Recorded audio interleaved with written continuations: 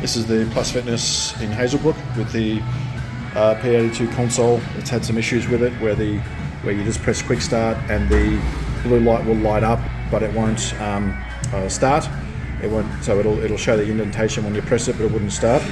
I've already fixed it to confirm the fault, but what I think it was this emergency stop key cable was looped around the handlebars too tightly. It's a pretty well-known thing. A lot of these other treadmills have it already as well. Where you can see these ones I haven't charged, they've all got the red cord looped around too tight around the handlebars. Well, tight-ish, this one's not too tight, that's good. But this one, I've just dummied up the way that this first one was. And this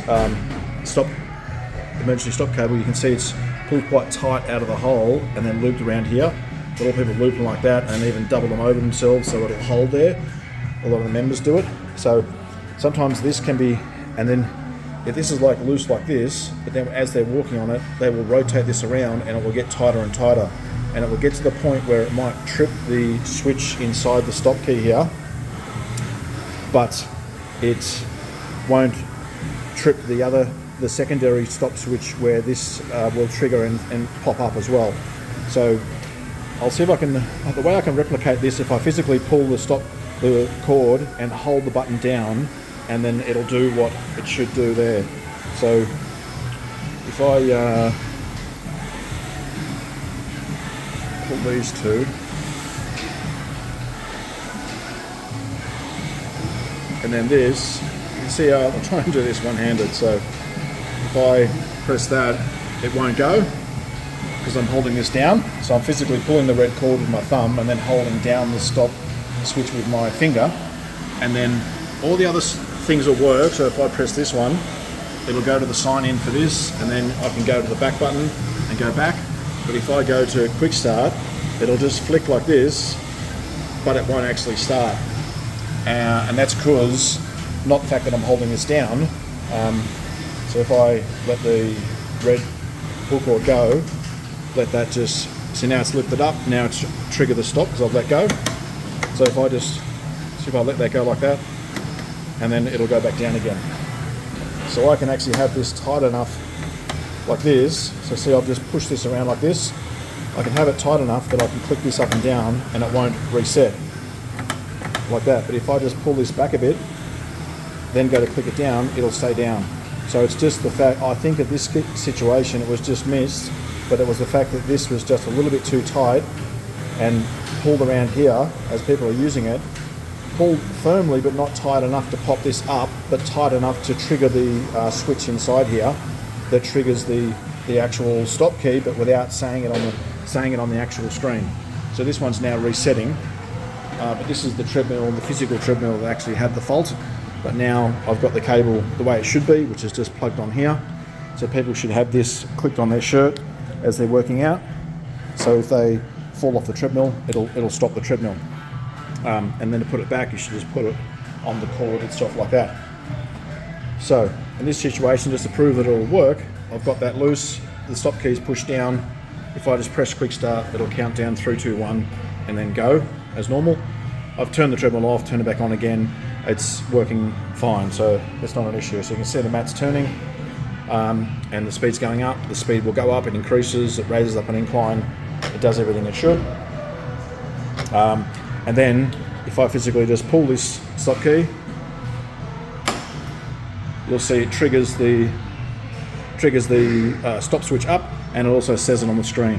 Whereas before, it just wasn't saying it on the screen. It kept this Precor welcome screen up on the screen, but it didn't actually trigger this picture that would come up on the screen. If this was pulled slightly more, if I just keep turning this, and then you can see it pops up, and then it also comes up on the screen with the stop key. So all you really got to do, if that's still too tight, if I push this down, it won't reset, but then you just got to loosen off the cord, or it's best to physically undo it, but have that loose, pop that down, and then it will actually start a reset. So in this case, it doesn't need a console. All it needed was to have this cable untangled from the handlebars. So it's a bit of a losing battle with the members to tell them to have this untangled. But the reason why we do have these safety stop cords is exactly what it says that it is. It's a safety cord. Let me just hook this onto my shirt. So if I had this physically hooked onto my shirt here, if you can see it there, it's hooked onto my shirt. So if I'm running along in the treadmill, let's just start this up. Start this, it'll count down 3, 2, 1. You should have the lanyard on you, so it's clipped onto your shirt or onto your belt buckle or something like that. Anywhere on your body. You can clip to your shirt or your clothing. And then if I walk, normally that's fine, but if I start walking towards the back of the treadmill, and then I'll keep walking back, and then you'll find that pull cord will pull off, and it's swinging, and then it's gone to the stop key. The emergency stop has been pulled because I've walked back too far on the back of the treadmill, and I've basically physically walked off the end of the treadmill, and this has then pulled the pull cord through the string here, through the cord, and then triggered the stop switch. So that's really what these safety key lanyards are invented for, and on the treadmills for. There's 2 safety stops, which is the pull cord, or when that's down, you physically just push it down once and it will just stop the treadmill. If you want to either stop that quickly or pull this cord. That's the way you should stop a treadmill. So in this case, good result. All it was this stop keys up like this. So again, this is the actual faulty treadmill that the job was tagged out on, and this is just resetting, and that will fix the issue here. Might take a couple of minutes. This other one over here is still resetting, so it's still got time, but this one's reset from when I set it before. So that's the way to determine that, just to make sure that your pull cords aren't tangled too tight around the handlebars.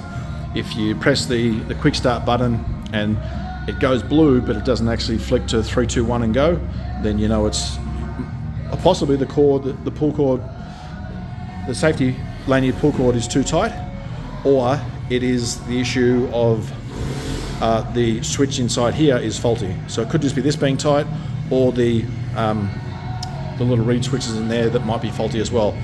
Might need some contact cleaner spray or replacing the whole thing. I do actually have some of these here as spare because I thought I might bring one just in case. And this is the actual on the inside of one of these switches. So with this, what you can do, this is the actual button that presses when you press the stop key. If you press that in and spray some of this brake cleaner or contact cleaner in this hole, around the gap on this hole, and then also on the back terminals here, and then you've got a secondary black switch in here as well. If you were to clean the terminals on there, that may also fix your issue, or it's one of those 2 switches that are the issue when a stop key doesn't work. Thanks.